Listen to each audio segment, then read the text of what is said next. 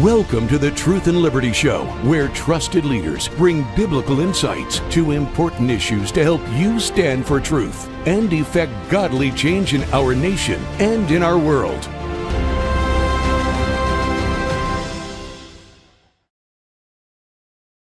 Hello, everybody, and welcome to the Truth and Liberty Show, where we've got a great program lined up for you today. I'm not hosting today, but my good friend Janet Porter is, and you won't want to miss today's program. Janet is the founder of Faith to Action. She's the author of the original heartbeat bill in America, which got passed by, I think, almost 20 states in this country, banning abortion after a heartbeat is detected. She's also a great culture warrior and a good friend of this ministry, so I know you're going to enjoy today's show. Hello and welcome to Truth and Liberty. I'm Janet Porter. I am your guest host, filling in for Richard Harris today. First thing I want to tell you to do is get his book. It is called Faith for America. You can order that through Truth and Liberty, GTN. That stands for Truth and Liberty, Gospel Truth Network.com. I think it could also stand for Truth and Liberty. Get this now. It's a book you want to have to encourage you and to inspire you to pray in God's destiny for America. It's Faith for America. It's at truthandlibertygtn.com. A couple of things going on in the news. You can't miss what's going on in Texas. Pray for those who are still lost in these flash floods that took place. There are over 80 people that lost their lives, still over a dozen missing. There's still a chance to rescue those babies, those children, those people who've been swept away. Some have been hanging on to a tree for dear life. So stop for a second. In fact, let's just stop right now. We just pray, Father, for Texas. We pray for those who are clinging to life, and I pray, Father, that you would, like a magnet, draw the rescuers directly to them, that they will not be missed, that they will not be lost. I pray comfort for every family that has experienced loss so far, and I pray against the warnings from the Weather Service that says there's more flash floods coming. We just stay against that. We just use the authority that Christ gave us, and we say, peace, be still. And we pray your protection over the people in Texas in Jesus' name. A lot going on. By the way, I just have to mention this. Dick Eastland, he's the guy that's founded Camp Mystic, where a lot of these young girls and young camp counselors have been killed through these flash floods. He gave up his life rescuing those girls, and that is worthy of mention. Also, there's a guy, he's with the Coast Guard. His name is Scott Ruskin. He saved 165 people. He's a swimmer with the Coast Guard. Kristi Hamrick just congratulated him for his great courage, and that's worth noting as well. But I'm going to step into controversy. I don't know when I'm going to be asked to be on again, but let me tell you, there's a couple of things going on in our country.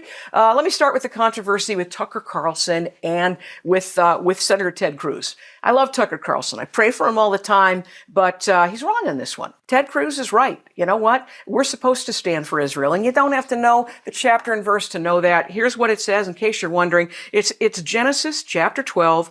I will bless those who bless you, and curse those who curse you. And in you, all the families of the earth will be blessed. We are to stand with Israel, and that's a biblical position. You don't have to know the population of Iran to take that position. It's the right one. Okay, here's another controversy. We've heard about the big, beautiful bill. Well, there's also a controversy between President Trump and Elon Musk, and, well, I side with President Trump, but Elon Musk has some points. Here's the best part, I think the most beautiful part of the big, beautiful bill, is they've defunded Planned Parenthood to the tune of $800 billion, almost $1 trillion that was going into the number one baby-killing conglomerate in North America. And, well, the good news is it's been defunded. Planned Parenthood of Cleveland has closed its doors. Praise the Lord. More will follow. But I just want to put this little note in here. The parliamentarian said, well, they wanted to defund them for 10 years. But the parliamentarian, who's a holdover from the Democrats, says, no, we're only going to do it for 1 year. I think that maybe we need a new parliamentarian when they're blocking the things that President Trump wants, the things that we and those we voted for in Congress have promised us. And the parliamentarian comes and says, no, we can't do that. I think we can, and I think that there's some job replacements that perhaps need to be taken care of. But there's a lot of good things in the bill. If you haven't seen it, Richard Harris has an incredible rundown of what's in the big, beautiful bill. It secures our border. That's the first thing. That's another beautiful thing in this bill. There's a whole bunch of things. There's tax credits, and there's no tax on tips and no tax on overtime. And there's a child tax credit and a savings account, and the Golden Dome, much like in Israel, it's going to protect us from missile attacks. A lot of good things. But Elon Musk has a point. We can't keep spending ourselves into oblivion. I know the tariffs are going to weigh in and help a bit on that. And I know there's some discrepancy on how much the deficit's going to go up with this bill. But when I first heard about his idea for a third party, I thought, oh no, I don't want to Ross Perot ourselves into the minority again, where all they do is what the Democrats has promised to do, to impeach Trump yet again. That's their goal, to do nothing for the next 2 years. We cannot afford that. And I thought, well, you know what, though, the America Party that has been now filed with the FEC on behalf of Elon Musk. Originally, I thought, this is maybe a dangerous thing. This could create a third party. It could split votes. It could elect the wrong people, like we saw with Ross Perot. But I also think of all the Republicans in name only, the rhinos, who are the ones that blocked our heartbeat bill. At both the state and federal level, it was the Republicans in name only that are a part of what they call the uniparty. There's a problem. They have been spending us into oblivion, and maybe, I don't know, maybe we take a look at what God has to say. He speaks through his prophets, and he's not the one who's deaf. A lot of people say God doesn't still speak today. No, you're talking about idols. Idols are the ones that are blind and deaf. It's our God who has not changed, and he says he speaks through his prophets, and one that has been tested, one that has been very, very accurate is Kim Clement. Listen to what he had to say back on November 13th, 2013. Let's take a look. There's an American party that's emerging, a party that's going to outdo the Republicans and the Democrats, a party that's going to stand up for what is right. Of course, they'll have flaws, but you can see the disintegration of and the discord that's taking place in this nation. That's coming to an end. Maybe it'll take longer than you think, but it's there. It's like John the Baptist in the womb of Elizabeth, leaping when Christ comes into his presence in the womb of Mary. What made him leap? The presence of Christ. Listen, that's important because they weren't born yet. There are unborn things at this very moment that we need to realize, even though you cannot see them, they are present. You cannot see a child except for the fact that you can hear the heartbeat nowadays, and you can see the mother growing and so on, but you wouldn't know.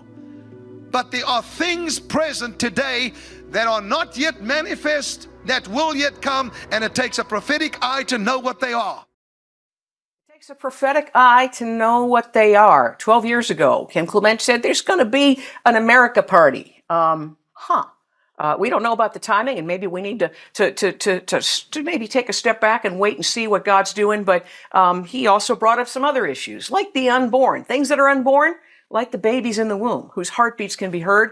I'm going to talk today with a good friend of mine. She's going to tell us another approach to bringing about the end of the slaughter and protection of our lives in the meantime. But I just want to point out that we cannot take God out of this formula. You know what? God is the one who said, hey, President Trump, turn your head at the Butler rally. Turn your head just right now at this moment when the bullet is being released from the chamber to save his life. We got to remember, with God, all things are possible. It is in God we trust. That is our national motto, and we need to remember it. And I want to make a declaration right now that we can end abortion, not state by state, only state by state, but nationally as well. We have a federal heartbeat bill, and we've got a campaign to jumpstart it and get that going. If you go to heartbeatbill.com or Faith to Action, I just want to point this out. I'm doing it because this is not a money-making thing, because you can, with a click of a button, send up to 546 postcards for less than the price of the postage if you'd mailed them all yourself. And what it says is, hey, you know what? Just as slavery wasn't a federal issue, if it was, there'd probably be some slave states today. Excuse me, if slavery wasn't a state issue. You know, if we just say, let's just leave it to the states, what they're going to decide whether there's going to be life state or death state. We didn't do that with the issue of slavery. Otherwise, there might be some slave states today. No, we're going to let them know that they were actually sworn to uphold the Constitution. And I found something in the Constitution that I just want to share with you. It's in Section 5 of the 14th Amendment. You know, the Equal Protection Amendment? Listen to what it says. that everyone who swore, from the president to the vice president to the Supreme Court to every member of Congress, by the way, you can send a postcard to all of those people with a click of a button for less than the price it would cost you for postage. But here's what it says. Congress shall have the power to enforce by appropriate legislation the provisions of this article. The provisions of equal protection under the law. The provisions of the 14th Amendment that also state, nor shall any state deprive any person of life. You know, what states are doing across America right now. Hey, you know what? That's a violation of our U.S. Constitution. That's a violation of the oath that every one of these members of Congress took. And you can do something about it. So let's jumpstart the federal heartbeat bill. Let's reach with the protective arm of the federal government, the protective arm of the law, which, by the way, is the purpose of government, said Thomas Jefferson, that the protection of human life is the first and only legitimate object of good government. That's why we have government. It's time they start keeping their oath. It's time that we start protecting those innocent lives who are in need of our legal protection. And so go heartbeatbill.com or faith2action.org, and you can click a button, send those postcards. Let's jumpstart that issue, because we're going to end abortion. As I told over 200 members of Congress, I'm telling you today, we're going to end abortion, and I believe we can do it nationally with your help. My guest is someone who's got another approach, one that I also like. Her name is Kristi Hamrick. I hired her first when I was president of Reclaiming America with Dr. D. James Kennedy at the Center for Reclaiming America as a consultant. She's now vice president for media and policy at Students for Life. Kristi Hamrick, thank you so much for being with us. Well, thanks for having me, Janet, and kudos to you. You have been a leader and a champion in this space for years, and it was an honor to work with you, and I'm glad to be here today. You know, I just want to go a minute down memory lane, because I remember I had just become president of Reclaiming America, and I said, you know what, Kristi, I don't think we want to launch with the issue of homosexuality, but that's the third rail, as Dr. Kennedy would say. That's something it's going to be it's going to be some pushback, and yet that was when all the controversy. It was Trent Lott that said that we don't believe that in homosexuality it's a sin according to God's word, and then Mike McCurry, the Clinton White House spokesman, said that was backward thinking. And I said, we've got to respond. We've got to say something. And we put together a campaign. I remember I was at the Focus on the Family office, and I called and said, hey, listen, let's respond to this. Let's do a full page ad. And we suggested the Washington Times, the New York Times. It was like $60,000. And they laughed at me. But I happened to bump into Dr. James Dobson. I said, hey, Doc, you know, we want to do a campaign. He said, I'm in. I made that phone call back, and I said, I ran into some people that maybe you've heard of. These were a bunch of people who would meet in Washington. I was normally in that meeting, but for some reason I was in Colorado on that day. And I said, I ran into somebody, you know, maybe you heard of him? Dr. Dobson. He's in. And the next thing you know, I get a call that we got the funding to do full-page ads, not just in the Washington Times, but the New York Times, the Washington Post. We ran in USA Today, papers across the country. It began with the message of there is hope for change. And I want to give you just one more little memory lane here. Do you remember when we ran that first ad in the New York Times? We had 18 groups that we asked to be a part of it, to express hope for change. There was a woman by the name of Ann Polk, who is a former lesbian. She runs the Hope Network now, reaching out to those who are struggling with homosexuality, letting them know that there is a way out, that God can set you free. But there was a wrong number in the New York Times. I remember coming back to my office. Did I talk to you during this time, Kristi? Because this was a pretty stark memory where a buddy of mine called and he says, hey, Jan, how's it going? How's your day? I said, not so great. I just spent $60,000 for a wrong number in the New York Times. And his answer was, did you thank God for it yet? I said, no, I can't say that I have. He says, your staff is looking at you right now and what you're going to do in the middle of a crisis. And I got on my knees and we thanked God for the wrong number in the New York Times. And the next thing you know, we're getting a call from everyone. It was from Spain. It was from Australia. As Australia talks to Exodus International, a group of ex-homosexuals at the time, and they said, you know, how did you guys, you know, hear about us? How in the world did this thing go international overnight? He says, well, the AP ran a story about a wrong number. We don't care about that. We want to know about you. We didn't know there was such a thing as an ex-homosexual. Next thing you know, you tell me it was the cover of the New York Times? It was the cover of Newsweek. I know that. That was the cover of Front page, Newsweek. Yeah, we got into the New York Times as well. I mean, it was widely covered. And I think because it was a conversation that at that time, it's a little bit like saying that men and women aren't the same when it comes to sports. It was a conversation that was at first quietly had. And then when it was noticed, it was a wrong number that drew the attention. Yeah, it was not only that, it was a cartoon in Saturday Night Live. It was a joke on the Tonight Show. It was something that penetrated the culture, and it's time that we do that again with the truth. And I just think that's very, very important. Well, I heard you, Kristi, speak at the National Association of Christian Lawmakers. I'm on the advisory board there, and you said something that we've been working on, but in the background. You said it, and this is a message that I want to get to the director of the Secretary of Health and Human Services, Robert F. Kennedy, because we may not agree on everything. By the way, I pray for him all the time. I'm praying for him. God is moving in his life. He's cleaning up our food. He's cleaning up our water. It's a fantastic thing. But tell us what you're working on. It's another approach in the issue of protecting life, and it may protect our own lives as well. Fill us in. Yeah, I think what people don't realize is that as a result of the changes that the Biden-Harris administration made to chemical abortion pill policy, we are all drinking other people's abortions. Not in every glass of water that you get, but I'm telling you, it's there.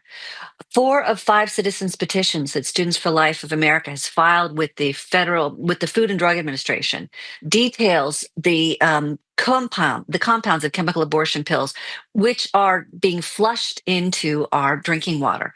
And it's horrifying. We've got studies in other countries showing the impact of chemical abortion pills on aquatic life and on the environment. So the way that this works is with these 2 pills that you take to cause a chemical abortion, as approved in the United States. The first pill was designed by a so-called scientist out of France.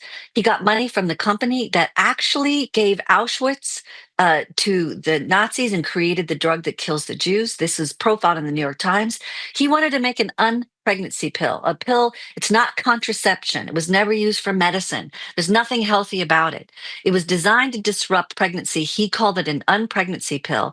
So you've got an endocrine disruptor that you're giving to women in pill 1. Pill 2 is sometimes used for other purposes. It causes contractions. But to cause an abortion here in the United States with pills, it's 2 pills. So what the Biden-Harris administration did in the name of COVID, they go, well, we don't want people to have to come to a building to get an abortion. We're going to let you mail these pills around, which breaks the Comstock Act, which is a law. But it stripped away all the health and safety standards, killing women, obviously killing the preborn, but we would argue creating all kinds of environmental harms. And let's be clear, I've been fighting these pills since the 1980s. It should be enough that they kill babies. That should be enough. It hasn't been.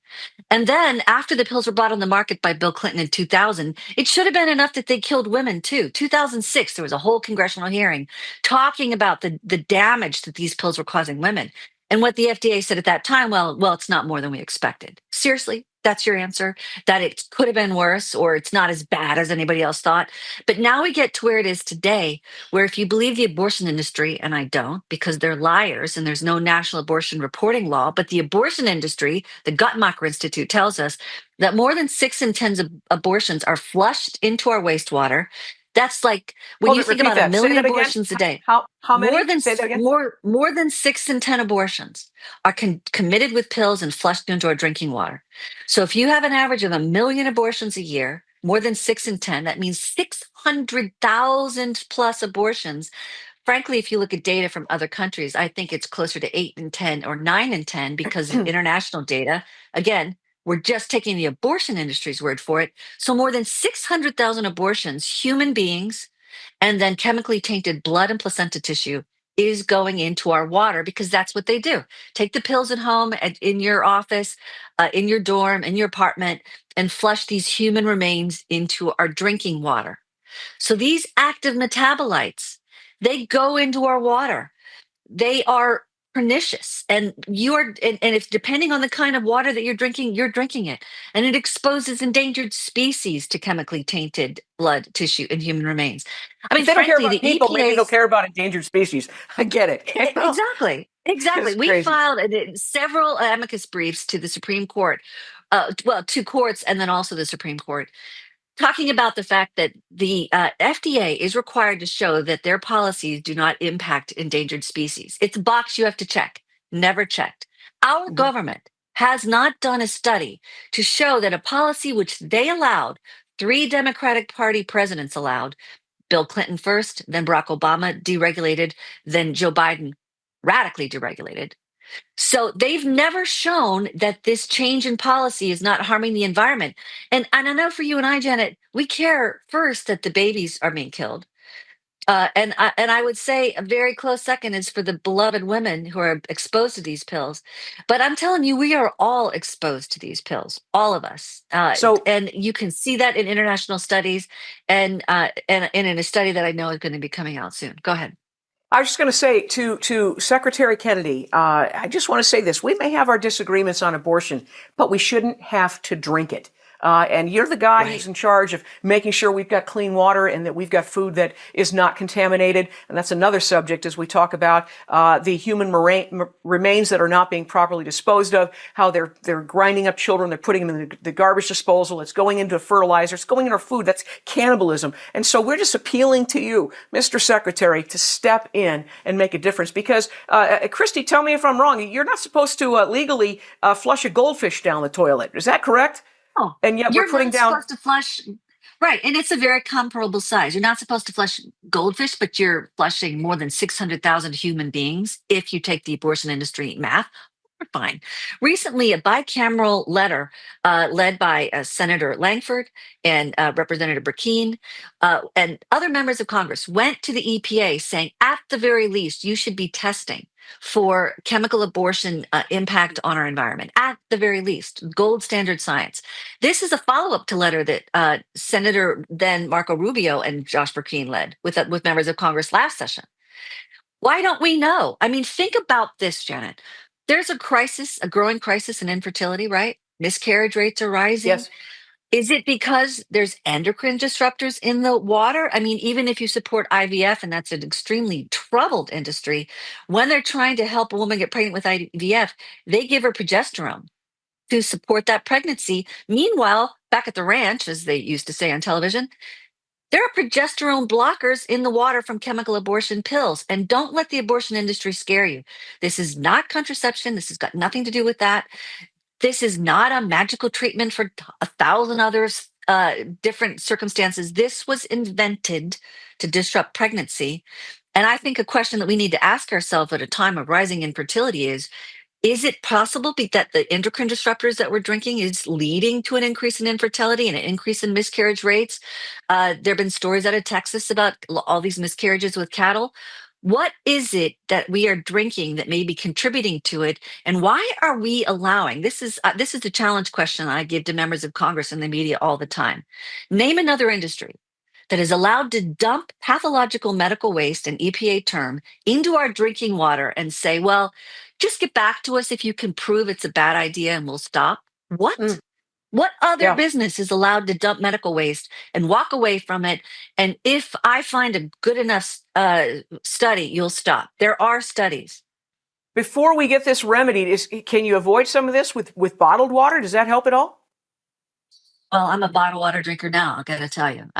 I'm very picky about my water. I think it's worth people, especially people trying to get pregnant. And I think this is the thing too. Progesterone isn't something that only babies in the womb need. Women need it. It's a big support for our fertility, male and female. It helps sperm have their speed. It helps women with getting pregnant. It helps brain health. It's got a lot of things. There's a reason God made progesterone. You need it. So having a progesterone blocker in the water, not a good idea. And when we look at taking fluoride out of the water and other things out of the water, we Which should be asking Florida just ourselves. did, by the way. They just turned the fluoride machines off. They have clean water now, as far as fluoride is concerned in the state of Florida. It was great news. It's fantastic news. And I really support the work that Secretary Kennedy is doing in getting dye out of the food and chemicals out of the water. But this is big. We have pivoted since Dobbs to an online no-test chemical abortion pill distribution. And in the context of that, the Biden administration, because of their at-home sales, is dumping all of this medical waste. And so, just to be clear, brick and mortar abortion vendors and hospitals can't dump human remains into the drinking water. So, why would a hospital be held to one standard and an abortion vendor another? Where's Let the me logic in interject that? here. I think it's important to note that there are 15 states that have heartbeat laws, and most of those heartbeat laws, if I'm not mistaken, have in there a requirement for testing. For an abortifacient, before abortion can be performed, you have to test for a fetal heartbeat. If you can detect it, that baby's protected. But if you don't test for it, you can't just mail poison through the mail. It's a violation of the state and the federal heartbeat bill, so that we can't just, issue chemical warfare on the unborn children, dump it into our drinking water. You have to have a test first. You have to test for a heartbeat. So I think we need to look into that. If you're finding that's being done in your state, check the wording of the heartbeat bill in your state, because a lot of them, and purposely, and I think most all of them, have a provision that you gotta, before you get any abortion, any abortifacient, you gotta test and show whether or not that baby has a beating heart that is detectable. So go ahead, Kristi. I didn't mean to interrupt you, but I just wanted people to know that. Not at all. That's wildly important. I want to throw in one thing though that we find when I testify around the country, when you talk to people, who loves these pills the best? Sex traffickers, abusers, and pill pushers. They love it. Just today, the biggest abortion story in the entire country, in the entire world, really, is a story out of England in which a paramedic from Scotland was having an affair, and a girl got pregnant. His girlfriend got pregnant. He was a married man, and she wants the baby. He doesn't. So he sticks chemical abortion pills up inside of her without her knowledge or consent. And this guy's going to jail for 10 years. That's a story today. You can Google this all over the country. The Louisiana law, where a Louisiana state senator has a controlled substance attachment to chemical abortion pills for better tracking, and an anti-coercion law to say you can't be nuking women with these horrible chemicals surreptitiously as a criminal act. That is because of a story out of Texas, where a woman in an estranged marriage, her husband slips her pills because he does not want the child that they made, and that particular individual also was charged, also went to jail. This is an abuser's dream drug. This no test online distribution, it empowers abusers. It lets the abortion industry off the hook from medical testing, like a test for heartbeat, and for any follow up with the human tissue, and which would be handled differently in any real medical center. So what can we do, Kristi? I'm the action person, a faith to action, right? So can we ring the phones? Can we sign your petition? What's the thing that's going to get the attention of our Secretary of Health and Human Services, who I believe wants to keep us healthy? And again, I believe God's moving in his heart. I believe he's going to end up being saved, and I pray for him. Let's continue to pray for him. But what can we do to deliver Absolutely. the message to him? Well, I would ask you to get connected with Students for Life Action. We are leading the charge on this. We are doing environment. We're trying to get meetings with the entire, with HHS, Secretary Kennedy, with the EPA, with Lee Zeldin, and then at the FDA, Dr. McCary. We want to get into those offices. We've communicated with them. We've talked to the administration. I think you know that we just finished the big, beautiful bill. That was a huge thing that the pro-life movement's been doing, trying to cut that money to Planned Parenthood. So that's a huge win. We're excited about it. We have to get started though, again, because people don't realize that money sunsets in a year. So it's studentsforlifeaction.org. Is that right? That's correct. That's right. Okay. Kristi, I'm so grateful for you. Thank you for what you're doing, for being a voice for the voiceless. We're going to come at it every way we can, and we're going to bring the killing to an end. I think this is an important thing, and I think we need the president involved in this as well. Thanks so much for joining us. Oh, absolutely. Thanks so much for having me, Janet. Let me introduce our next guest. She is somebody who I was very impressed with. I was speaking at a Patriot rally in Houston with my good friend, Dr. Stephen Hotze, and I heard somebody speak who is a visionary. I like people who dream big. We're supposed to dream with God. Not just regulate around the edges of abortion, not just defund abortion, but we can end it. And we can clean up our water and clean up our food while we're at it. But there's something we can do in the schools. Everybody says, you can't get God in the schools. He's been kicked out. Well, you know what? He's being invited back in all over the country. And we've got some people who are on the front lines making that happen. We have Julie Pickren. Is she here with us now? I think we're connecting her. She is on the Texas School Board. She's in District 7 of the state of Texas School Board. She's somebody who said, you know what we need? we need to help these kids in school where you've got so much depression, you've got suicide, you've got teachers quitting, you've got violence, you've got drugs, you've got all these things since we kicked God out of school. What can we do? She says, you know what would be neat? Let's have chaplains come back to school. Well, we have chaplains in the military. We have them in Congress. We have chaplains in prisons. Why don't we send chaplains into our school system? And guess what? It's happening. It's happening in the state of Texas. It's reaching now 500. Is it 500?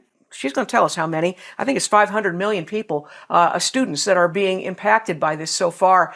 It's phenomenal. And let me know when we get Julie on board. In the meantime, what we're going to do is let you know that there is something you can do, not only to pray that we get these meetings that are happening with Students for Life, with the Secretary of Health and Human Services, Robert F. Kennedy. Also, we need to get this message to the President. We need to clean up our food. We need to clean up our water. We have become cannibals, and that is horrendous on so many levels. But we can also end abortion. So just by way of a reminder, if you haven't yet, send those postcards in. You can, for less than the price of postage, if you did it yourself, you can send it to all of Congress. That's Republicans, the Democrats, it's the House, it's the Senate, it's the President, the Vice President, and the Supreme Court. All of them swore an oath to uphold the Constitution. And in that Constitution, it says, nor shall any state deprive any person of life. And you know what? Guess what? In that Constitution, it tells them what their job is, tells them what they're supposed to do. It says, that Congress shall have the power to enforce the 14th Amendment, the equal protection under the law, that we have the power to enforce it by appropriate legislation, like the federal heartbeat bill, and the provisions of this article. The federal heartbeat bill is H.R. 682, and with one click of a button, you can send 546 cards. Again, we have not put all the costs in this pricing. I told them we got to keep the price down because I want postcards to be delivered. Even if you just click a button, you can send it to every Republican in Congress. Click another button, send it to every Republican in the Senate. Click another button, send it to everyone in the House and Senate, including the President, the Vice President, and the Supreme Court, who ultimately will be deciding these issues as they come before them. But that's their job. They swore to uphold the Constitution, and for all the people who are saying, oh, it's a state issue, can't touch it, after Roe. No, it's not a state issue. Life is not a state issue any more than liberty was a state issue. And so we don't have slave states today. It's a federal issue. It took a civil war to get us there, but hopefully we now can use the freedom that God has given us. That Dobbs is now in the ash heap of history. Roe versus Wade is in the ash heap of history. We now have the opportunity to protect children again. Let's do it. Are you passionate about standing for truth in the culture, but don't know how to get started? Well, Truth and Liberty, our mission is to educate, unify, and mobilize the body of Christ to stand for truth in the public square. And as part of our mission, we provide you with an amazing array of resources on our website.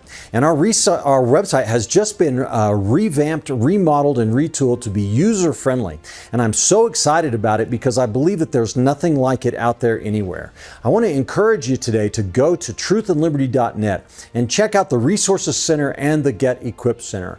On our Resources Center, you will find hundreds of links, hundreds of videos, articles, blogs, even America's original founding documents can be found on Truth and Liberty's Resources Center. It's searchable by topic, preset topic, or you can put in a custom search to find exactly what you need and what you're interested in. In the Get Equipped section, we link you to tools created by our strategic partners, including Pray, Vote, and Engage tools. We culture impact teams, civic action teams, biblical citizenship in modern America, biblical worldview training, and more. So go today to truthandliberty.net and find what you need to get equipped to stand for truth in the public square. Welcome back. I'm Janet Porter, filling in for Richard Harris today, the Truth and Liberty program. We're so grateful for all that they are doing, all that Brother Andrew Womack is doing. What an incredible ministry, and it's just an honor to be working with you. But we've got someone else who's an honor to work with. She is someone I was very impressed with when I met her at a Patriot rally in Houston. We were both speaking at Dr. Stephen Hotze's event. Julie Pickren is a visionary. She's a school board member, and Julie, I just got to tell you, you're the 7th district, so we get this clear, of Texas, which makes up a big portion of the state. There's how many school board members in the state?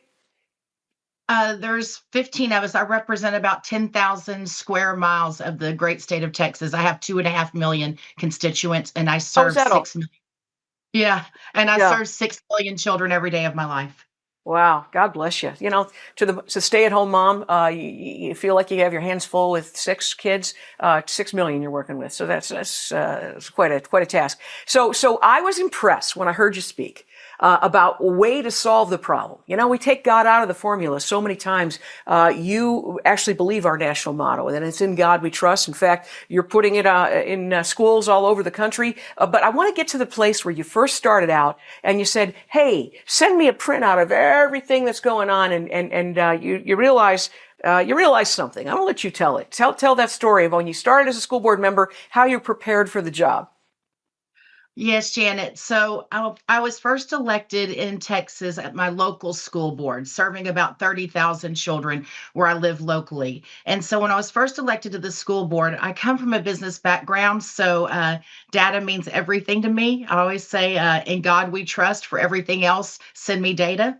And so anyways, when I was first elected, I met with our school superintendent of our local school district. And I said, before we actually have our formal meeting, I would like all of the data from the school district, everything, the good, the bad, the ugly, everything that's happening, everything that you send to the state. I want to review that data, and then we'll meet in a few weeks. So he sent me the data. And when I was going through it, there were things that I saw in the data that showed that there were problems with the issues of heart, right? There were things that only God could fix. Human trafficking, prostitution rings, drug use, fights, even I'm going to say teacher retention, which was we were having a problem with. We were the fastest growing school district in Texas at the time, and having a little bit of problem with teacher retention. But there were things that were happening. Teacher morale was low. I just want to interject. Remember before we kicked God out of school, when the biggest problems were chewing gum, not standing in line, running in the halls, how things have changed, sex trafficking in the schools. This is serious stuff. So go on. You get all this data, and your truckload dumps out all these facts. What conclusion do you come to? So the conclusion I came to was that these were issues of the heart. And when it's issues of the heart, only God can fix it. So then I started praying and I started seeking the Lord, right? Matthew 6:33 says, seek the Lord, seek his way, seek his righteousness, and then all these things shall be added unto us. So I started seeking the Lord. Lord, how do we fix these things, issues of the heart? And so met with my superintendent, and I asked my local school board superintendent if we could form the superintendent's pastoral council or pastoral team. And so he agreed. And from there, we moved on and we invited every faith leader in our 252 square miles of Texas, in our local school district. We invited every pastor, every youth pastor, every priest, all denominations were invited. Everyone was invited. We had about 300 people show up, and we were very honest with our faith leaders and our community about what was happening in our schools. It wasn't the glossy white, make everything look great pep rally. It was the reality of the problems that we were having. Which campuses had the highest level of poverty? Which campuses where people actually, they didn't have any food on the weekends. The children only had food Monday through Friday at school, and there was no food at home on Saturday and Sunday. Where was human trafficking happening? Where was the drug abuse happening at the highest level? So we just laid everything out very honestly with our faith leaders. And the beautiful thing that happened is about 80% of them said, sign me up. I will do whatever I can to help. And so what we did was we went ahead and put them through a special background check.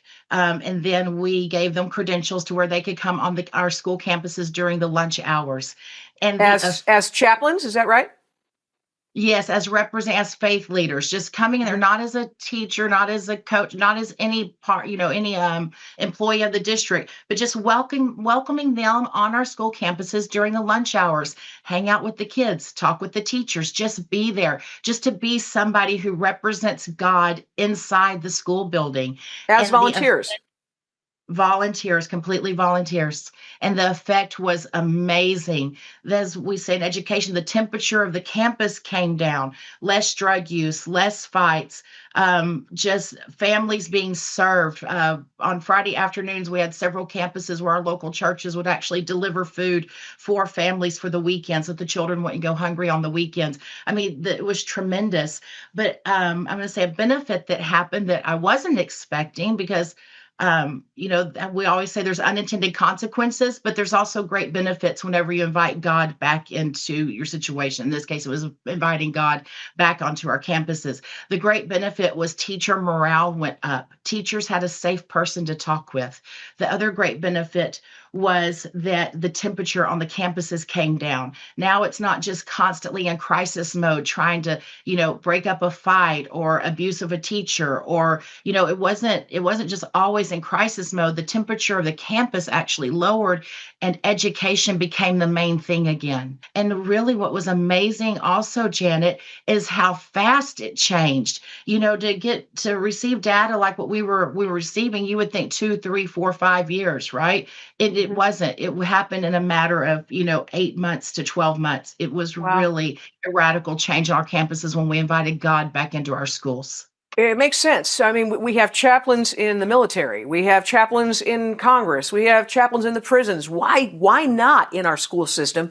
But then you took it to another whole level than just volunteers at lunch hour. Tell us the next step. I did. So after from my trustee position where I was serving 30,000, I was then elected to serve the state of Texas in education, to serve 6 million children every day of my life. And so I started praying, and the Bible tells us that when we are faithful with a little, God will trust us with much. So I started praying, and I said, Lord, this program worked so well at our local level for our 30,000 kids. How can I take this program to 6 million children? How can I take it across the state of Texas? And so truly just seeking God and his counsel and his wisdom, worked with a couple of people and wrote the Texas School Chaplain Act, which provides almost $8 billion in funding for schools to have chaplains as employees across the state. I went to Senator Mays Middleton and Representative Cole Hefner, and I said, will y'all please sponsor this bill and carry this bill on behalf of the children of Texas? Showed them all of the data, showed them the huge reduction in suicide, the reduction in teen pregnancies, the reduction in crime, the increase in teacher morale. The data is overwhelming. And so they agreed to carry it. Senator Middleton was just a champion for this bill, passing it through the Senate, getting it to the governor's desk. Governor Abbott signed it into law. And so any school district in Texas now can hire chaplains if they want, or they can have volunteer chaplains, however they want. And it all started because you were faithful with little. You had the data because of what you did at the local school board level, correct?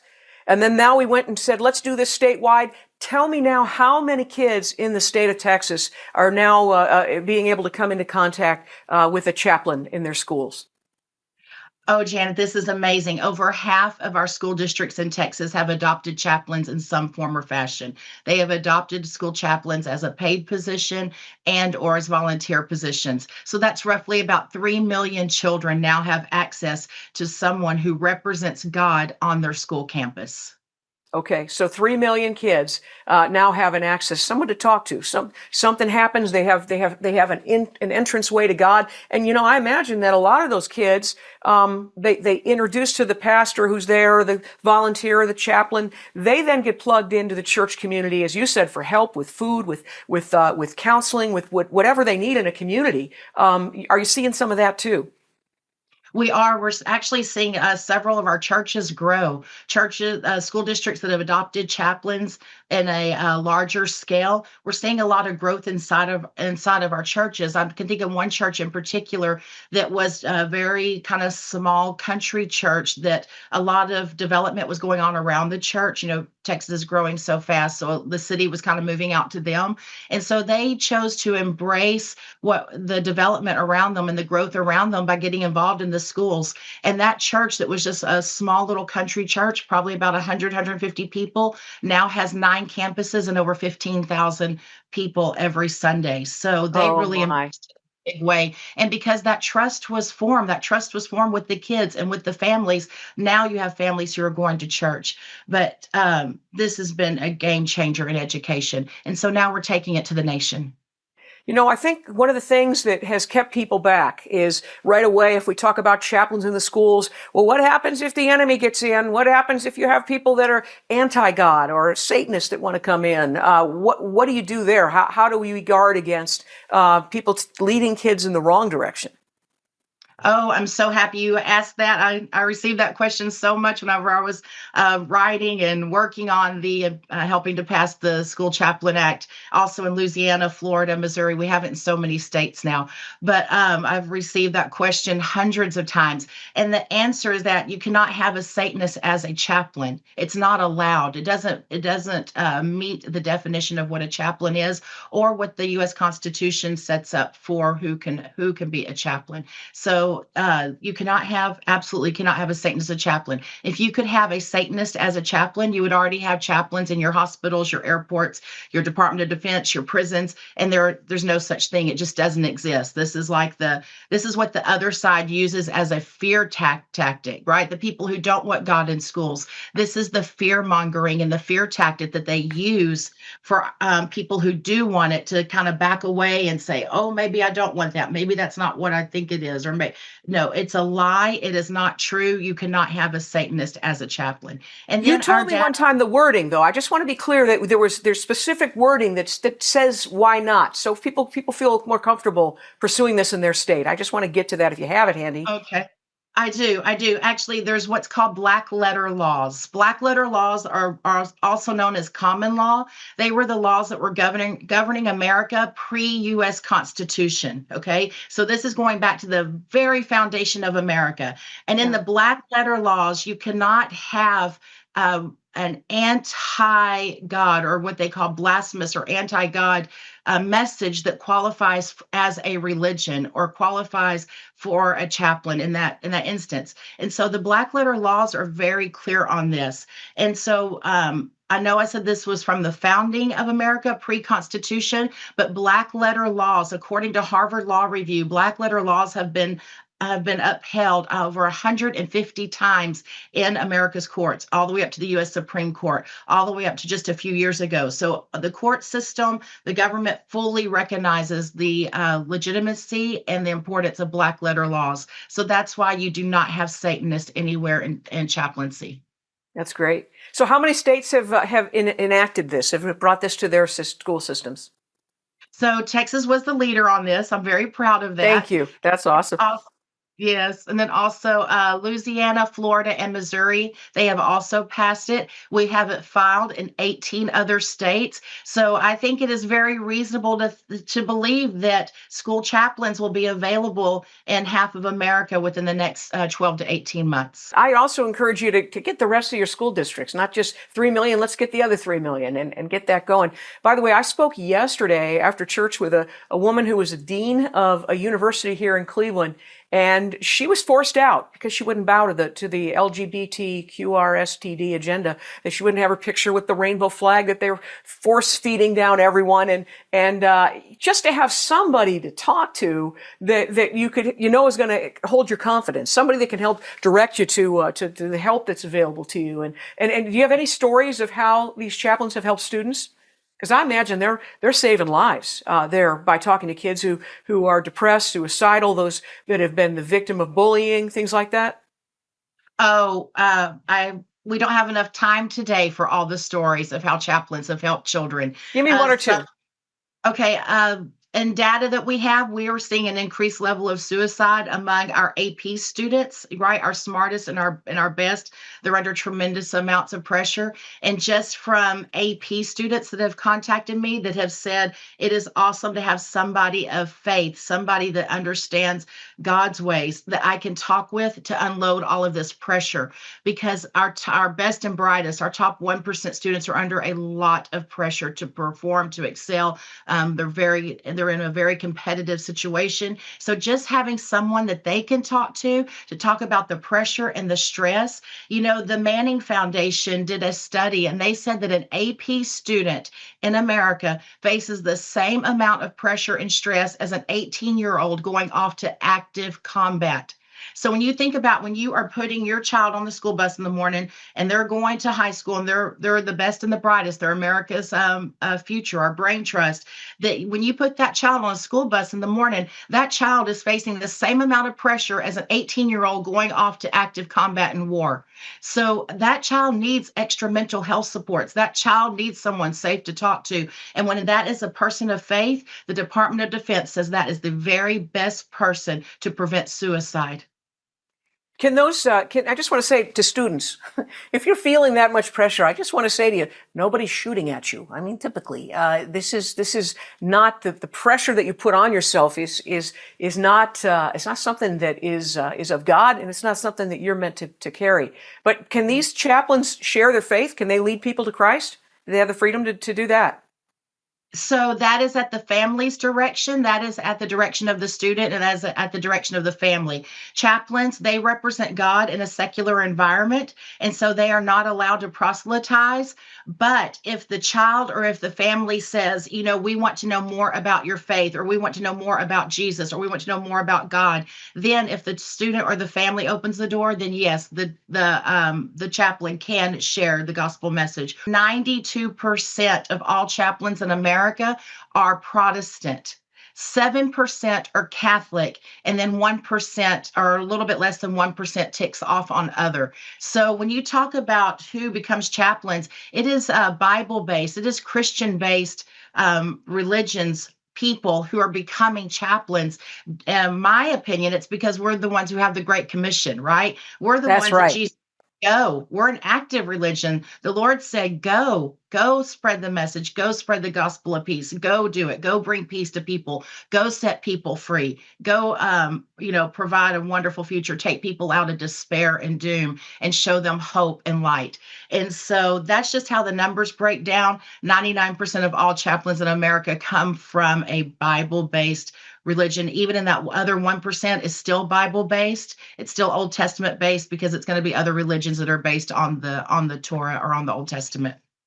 It's really something when people say, I want to go on a missions trip and I want to go overseas. And those are all good things to do. But you know what? We can take a missions trip right here in America. If your goal is to spread the gospel, if you want to see people saved, if you want their lives changed, to connect them with God and to connect them to the destiny God has for them, you can do it in the schools. As you said, it's happening Texas, Louisiana, Florida, Missouri. How do we get this into other schools? Do you have a model bill that they can get from you? How do we go about this? We do. At National Association of Christian Lawmakers is the model policy for this. Like I said, it's filed in 18 other states currently, so I really look forward to this being in half the states in America in the next 12 to 18 months. Also, what you can do is you can contact your governor's office, call your governor's office, or email your governor's office and tell them that you want school chaplains for your state. The other thing that you can do is you can go to your local school board and you can say, I want chaplains on our school campuses in our schools, because you don't need legislation technically to adopt chaplains in your schools. It's already constitutional. There's already chaplains all over America that are being paid for by the government, DOD, Department of Defense, prisons, hospitals, airports. They all have chaplains being paid for with tax dollars. So it is completely legal to have a chaplain in your school. And so call your local school board, tell them. What the Texas bill did that's so different and what's passing around the country is Texas actually qualified chaplains to be a school district employee. What we did is we said, if a school district wants to hire a chaplain, the state will pay for it. And so that was the game changer, that they can actually be a paid employee of the school district. That's fantastic. That's fantastic. You go to the National Christian Lawmakers, National Association of Christian Lawmakers. I was trying to punch up the website there. We'll get it. Just do a search. You can find it. They also have the model bill of the Texas Heartbeat Bill, which has become the standard. That's the one that has the civil penalties that brought the killing to an end in almost every case. It's awesome. When I heard you speak at that Patriot rally, I just was so thrilled to see you come to the NACL to get the model bill going. And it's great to hear that if you're not in one of these few states that have it passed already, you can still go in and be a chaplain in your schools. Now, the first call they'd make. So, all right, let's say I'm a youth pastor. Let's say I'm a layman in a church, and I have a real passion to reach out to children. So there's a background check. What's the first step? We get the model bill, but even before the bill is passed, what are the steps people can take right now? So the steps you can take right now, if you feel called to serve children, the very first thing you can do is contact your local school board. Contact your local school board, your local school district, and tell them, I want to volunteer in the schools as a chaplain. I want to represent God on campus. And then there are laws in place. You'll go through a background check. It's a little deeper dive background check because we have to make sure that all of our teachers and students are safe. And then your local school district should adopt some policies, and they probably already have policies in place for people that they allow to volunteer on a reoccurring basis. Often not just coming in for, like a PTA breakfast or Christmas party. Your school districts already have rules for people that support teachers or support coaches that volunteer weekly, bi-weekly, every day. They already have those policies. So you just contact your local school district and say, I want to volunteer as a chaplain on campus, and put me in the program. Put me in your volunteer program. Put me in your reoccurring volunteer program, your ongoing volunteer program. I want to represent God on campus. And legally, they cannot tell you no. Oh, that's fantastic. By the way, there's other ways in. There's good news clubs. There's Bible clubs. My mother started a I Love You club, she called it, and got into the elementary schools after hours, had a Bible teaching, had puppet shows and songs, and we did crafts, and people were led to Christ. This is still America, and we still have freedoms, but we've been told we can't use them, and that we've got to sit in a corner and be silent or go off to Africa. No. We can have a missions trip right here. We can reach America's children, and they desperately need it. And so before we go, I want to get one more story of a kid who was reached by a chaplain that this is worthwhile doing. Give me a story that will encourage somebody to follow suit. Well, I can tell you another story of a chaplain that had to do with human trafficking. So there was a volunteer chaplain on a school campus, an elementary school campus in the DFW, the Dallas-Fort Worth area. And this volunteer chaplain at this little elementary school noticed that there was a group of about 15 to 20 little 8 and 9-year-old girls that were getting picked up every day by a limousine. Now, I know that sounds odd, but in some of the more affluent areas of Texas, child transportation services, that you privately pay for have their little, gimmicks or, their little marketing thing. Okay. So, but the chaplain thought, that just doesn't seem right. It's all these 8 or 9-year-old little girls. They're not related. It's every day. It's going on. So the chaplain went to the school district, and the school district gave the explanation that I just gave that said, oh, it's just a transportation service. That's their marketing thing, is that they pick the kids up in a limousine. And so you just need to ignore it. It's fine. Well, it still didn't sit right with the chaplain. So the chaplain went to the local sheriff, went to the county sheriff, and brought it to the county sheriff. And the county sheriff, upon investigation, found out that all of these little girls were in a sex trafficking ring, and that all of these little girls were in a home where they were going to school during the day, but then they were being trafficked at night and on the weekends. But chaplain stepped in and made the difference. I'm sorry, we're just running out of time, and I just want to say thank you, Julie Pickren. You can get the model bill at christianlawmakers.com. That's the official NACL website. How do they get a hold of you? We've got 30 seconds left. www.juliepickren.com, JULIEPICKREN. Sign up for my newsletter and stay informed on how we advance faith, family, freedom, and education. Fantastic. In the meantime, also pick up Faith for America. You can get that at Truth and Liberty, GTN. Faith and for America. It's a book you don't want to miss. Thanks so much for joining us. Thanks again, Julie. God bless you.